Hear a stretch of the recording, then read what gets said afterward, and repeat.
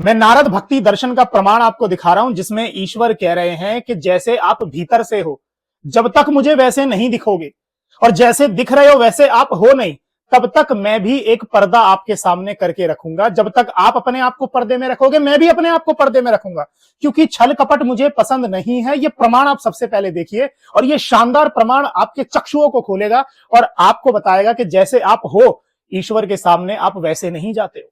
देखिए, मर्यादा पुरुषोत्तम भगवान श्री राम कहते हैं कि मोही कपट छल छिद्र न भावा। रामचरितमानस में ये कहीं नहीं आया कि मोही कपट काम क्रोध लोभ न भावा। मन में अगर काम है, क्रोध है, लोभ है, मोह है, तो भगवान के सामने जावें और प्रभु के सम्मुख होकर स्वीकार कर लें कि मुझ में ये दोष है।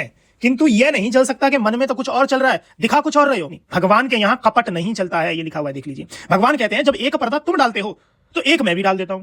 जीव ने छिपाया तो क्या छिपाएगा, मुट्ठी भर गेहूं, पर जब ईश्वर छिपाने पे आया तो वह सब कुछ छिपा लेगा। जैसे दूध पानी की मित्रता, वैसी ही ईश्वर और जीव की मित्रता है। इस मैत्री को दूर करने वाली एक ही चीज है, कपट। अगर ईश्वर के साथ आप कपट करेंगे, लोग ईश्वर के सामने 4 आने की पूजा सामग्री लेकर जाते हैं और प्रार्थना करते हैं। प्रार्थना तो की द्रविड़ तमेवम, और मांगते क्या है, चाहते हैं ईश्वर 4000 4 लाख रुपए। इस प्रकार करो तो पता लगेगा कि वस्तुतः कामना ही कपट है। थोड़ा देकर अधिक ठग लेने का नाम ही कपट है, और भगवान से यही करने तो लोग आते हैं।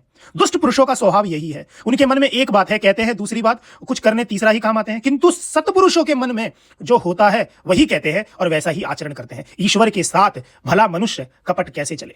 आप अपने मन से पूछ लीजिए कि जब भी आप ईश्वर के सामने जाते हो, जैसे आप बन के जाते हो, क्या वास्तव में आप ऐसे ही हो? क्या ईश्वर के प्रति आपका पूर्ण समर्पण है? जब नहीं है तो फिर ईश्वर कृपा कैसे करेगा, आप बताइए जरा। आप क्या ही छुपा लोगे उससे, वो सर्वज्ञानी है, और कितना ही छुपा लोगे आप उससे, क्या वो नहीं जानता आप ऐसे हो? ये बताइए।